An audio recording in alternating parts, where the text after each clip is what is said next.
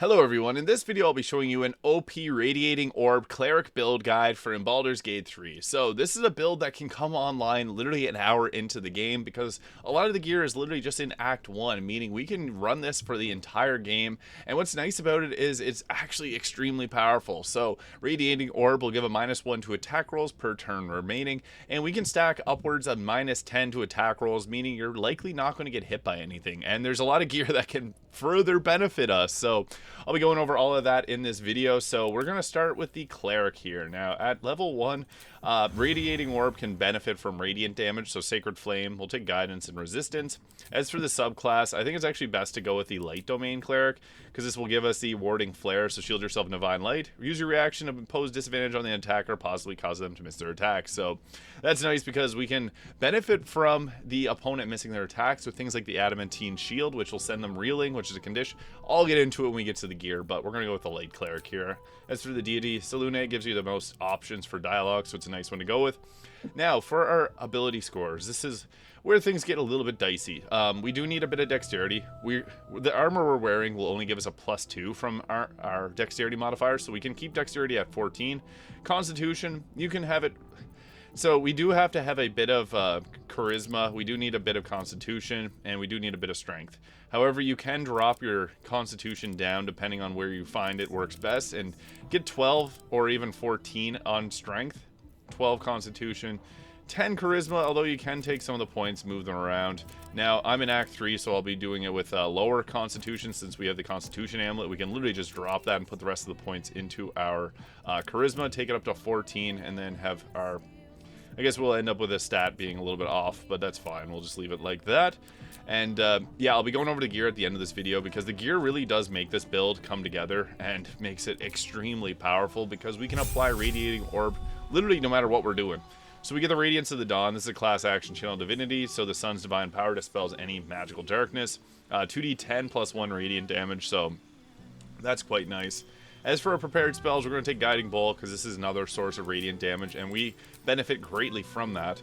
I also really like to take Create or Destroy Water, although you may not be a lightning or cold focused build. It's still nice to have because you can set this up outside of combat and then start combat by blasting with lightning spells. Bless is another really nice one, and we can go with Command. Or alternatively, Sanctuary is not a bad option to go with because this can be kind of abused, but Command or Sanctuary, I'm going to go with Command there because crowd control is just a nice thing to have. Now, for level 3, we get our Light Domain. We get Scorching Ray and Flaming Sphere, so that's nice. As for our level 2 spells, I think it's best to take Hold Person. This is absolutely powerful. And then Spiritual Weapon is nice too, because we can use this to kind of pull aggro around, and it just gives someone else to take hits for our team. So we're going to go with that for level 3, and at level 4, we get to take another cantrip, so Produce Flame to make a little bit of light. And then we can take our next spell. Prayer Healing's not a terrible one. This is a one that can only be used outside of combat, so it can be good to buff up the whole party if you need some health, but I'd almost just recommend short resting. So we can go with something like Aid, or even go back and take Command again. As for our feat, it's not a bad idea to go with an ability score improvement and take our Wisdom up to 18. That's just going to help out with our spell casting. Now at level 5, we get ourselves the Destroy Undead. Whenever we turn undead, it takes radiant damage and further stacks our Radiating Orbs. We also get ourselves Fireball at level 5, so huge spike. And the fan favorite, we get ourselves Spirit Guardians. This is where the build becomes really powerful because this deals radiant damage and applies a condition, so we can stack multiple Radiating Orbs using our Spirit Guardians. As for the other spells, I like Glyph of Warding. You can set this up outside of combat, and you can make a glyph on the ground. It just deals a little bit extra damage. And Mass Healing Word's not a bad other one to go with. We can always take that at next level. Now, at level 6 Cleric, we get our improved Warding Flare, so when an enemy attacks an enemy, enemy attacks an ally, you can use a reaction to dispose disadvantage on the attack. And for our next level spell, Mass Healing Word just makes good sense to take. And then finally, at level 7, we get ourselves our Light Domain, Wall of Fire, and Guardian of Faith. Now, we can take... Death Ward and Freedom Movement are pretty nice. Banishment's just okay. I don't mind taking Animate Dead to give yourself extra enemies to take aggro for your team. So we have the Spiritual Weapon and Undead. I would recommend having at least one person be able to take advantage of any corpses you can find, because Animate Dead, while they don't have a lot of health, you can also use Aid to give them a bit more health, but they take hits for your team, and that's pretty useful. As for our next level, we can go to level 8. This will give us our potent spellcasting, which your god grants you even more intense power. You can add your wisdom modifier to the damage you deal with cleric cantrips. So it's Sacred Flame, not like a crazy effective one. So I actually propose that we add in the Paladin, because this allows us to do 2 attacks in a turn. So we can actually, with the weapon that we got, further stack up Radiating Orbs. So as for the subclass, I think that the Oath of Vengeance is good because we can get radiant damage on our Inquisitor's Might. So we're going to go with that there. As for the next level, we can take our fighting style with defense for the +1 armor class, because this armor is only medium armor and it's not fantastic. We can go with dueling if you want to use a shield, +2 damage there, but I think it's best to just have the defense there. So as for our spells, I think it's best to go with our smites. In Divine Favor, bonus action, additional radiant damage. It just pairs well with this build. It makes sense to add more radiant damage, so we'll go with that. The smites aren't something you're going to use often because they use your bonus action. Vow of Enmity is nice because you can use it on yourself and give yourself advantage on attack rolls against the enemy. We get Bane and Hunter's Mark. Hunter's Mark is an okay bonus action concentration that we can apply. And as for our next leveled spell, Bless is okay. Bless is good, but yeah, I guess I don't know. I don't think I took Bless as a cleric, so yeah, we'll take that there. And then for our next level spell, we will take ourselves. It doesn't really matter. Shield of Faith, I guess. And for our next feat, so we can go with like Warcaster, give yourself advantage on saving throws to hold concentration to keep our Spirit Guardians up. But the amulet that I got has that. This also gives you a reaction, Shocking Grasp, which is pretty nice. I think that it's best to continue further with an ability score improvement, and you can take the dexterity up if you want. Alert is also really good, +5 to initiative, allows you to set up your radiating orbs early on, and that's always a nice one to go with. I think alert can really go on any build. You can also go with like the sentinel if you want to. Makes an attack within you can make an opportunity attack, but we're gonna go with we're gonna take our wisdom up. You can also take up your charisma if you'd like, if you find you're not passing dialogue checks as much as you want. Even taking up strength or dexterity is pretty good, but I'm going to go with our wisdom here. So we'll go with that for our next level. And then Paladin level 5, we get that extra attack and our level 2 Paladin spells. So that gives us Magic Weapon and Branding Smite. Not amazing spells, but at least it's something. So we'll go with that there. Getting into the gear side of things, that's where this build really comes together. So we got pretty much every piece of gear possible. It can all be gathered in Act 1 too. So Luminous Armor, 15 armor class. When the wearer deals radiant damage, they cause a radiant shockwave. And we get a nice armor class of 21. It's not the best armor class. We could go higher if we add in the boots and the Ring of Protection and the Helm of Baldur, but that's Act 3 kind of stuff.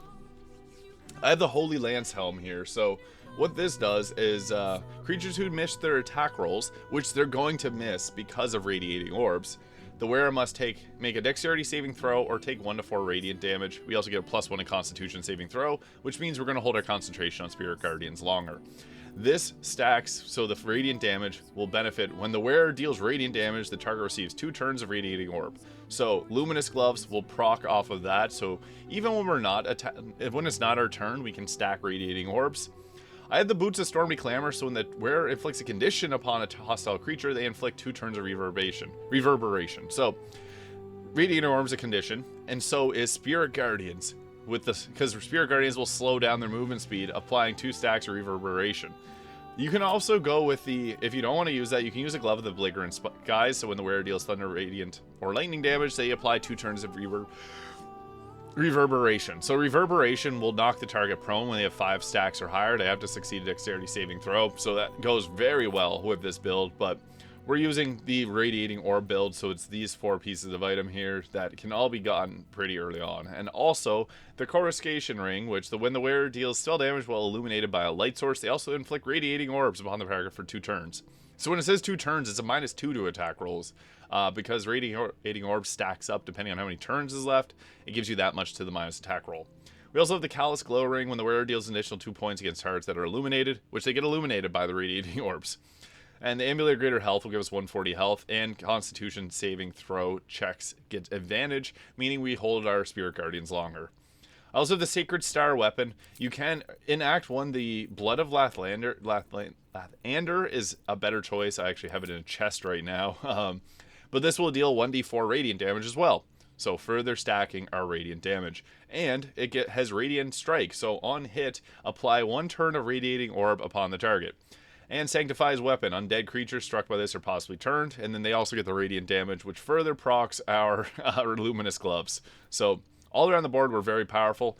And then on top of all of this, we have the adamantine shield, which +2 armor class. When a melee attack misses you, the attacker is sent reeling for 2 turns. That is another condition, which will apply 2 turns of reverberation. And the Holy Lance Helm, if they miss, gets the radiant damage, which further stacks radiating orb, meaning they're more likely to miss their next turn. So this gets crazy. And we also get Shield Bash, which is an incredible reaction that can knock a target prone. And you can't be critical hit. Finally, we got the Fabricated Arbalest, which gives us Illuminating Shot. So just another way to be able to deal radiant damage. So we have some nice stuff. We got the Dawn Burst Strike here, so deal additional radiant damage equal to your proficiency bonus. On hit, light erupts around you in 3 meters. The enemies must succeed a DC 13 Constitution saving throw or be blinded. So disadvantage on attack rolls from that, which further makes them miss. We also have the Dazzling Ray. Unleash a beam of bright light that blinds all creatures in its path. So you can literally just start off combat with that to blind people. That's nice. So they failed it. They're now blinded. And then we can go in with our Dawn Burst Strike. So that hits in a huge area, which is nice. As you can see, we're starting to get radiating orbs up. We have 3 stacks on Jaheira, 6 stacks on Shadowheart, and everyone's getting blinded. But then on top of that, we also got our Spirit Guardians, so we can apply that to ourselves. It does require a concentration. It'll make everyone run away, but typically in combat this won't happen. But we also have our Divine Smites and Inquisitor's Might, so lots of options for damage. But what's nice about Divine Smite is when we go in and smite, I guess we got Tenacity there. Divine Smite will deal a ton of damage, so I guess I'll go after Will here. And he failed to save. 6 stacks from 1 attack. Everyone's running from me. So that's beautiful. 6 stacks from a Divine Smite is just incredible. So 2 Divine Smites and they have -10 to their attack rolls. This is absolutely broken. Everyone's running away from me because of the Spirit Guardian, so I'll turn that off and they'll go back to normal. But you can see the radiating orbs brighten in the area there, and that just gives them further misses to their attacks, and we get a ton of them from our Divine Smite there. So 6 stacks of radiating orb from 1 attack, and we can do 2 Divine Smites. So 2 Divine Smites, they have -10 to attack rolls, meaning they're missing everything. You can also go with like Hunter's Mark too to apply that.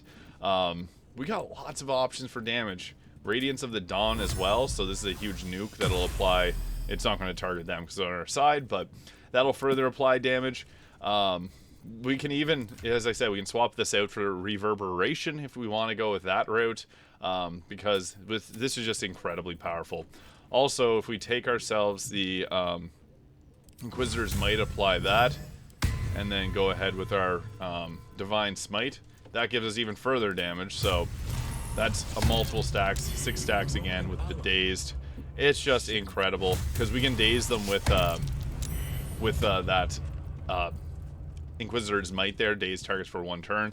The additional radiant damage doesn't end up picking them up, but yeah, it's incredible. We can literally stack 6 stacks per 1 attack. So this is a pretty fun bonking build, but we also are a caster, so we kind of have the best of all worlds here. We got Fireball, Firewall, Scorching Ray, we got Scorching Ray.